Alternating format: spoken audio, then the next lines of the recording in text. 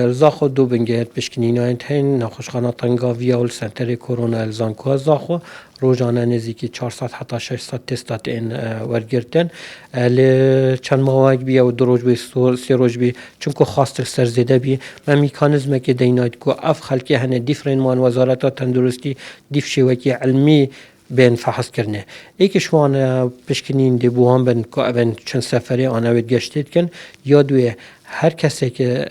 نشان هبنید کروناه تایبتی هک پس نوجداره که پسپور آن نوجداره که تایبت من پسند کرد که اف خبره محتاجی فحص کروناه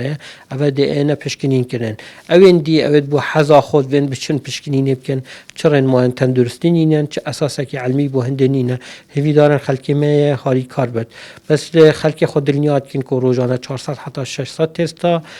تینه کرنه حتی نو که مجر داورو کن هکتی راستی دا بوتا بحث کن بس پترش 5000 کسای خو واکسین کری لی افری جنت دیف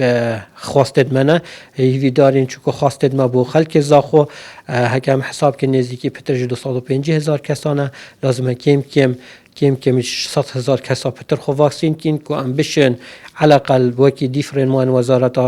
دیفرین موان ساقلمی جهانی که بشن کنترل سر کرونا بکنش بر هنده هیوی دارین خلک مبزیترین وقت خود تو مارکت وی آلیشه امشناف خود دریخن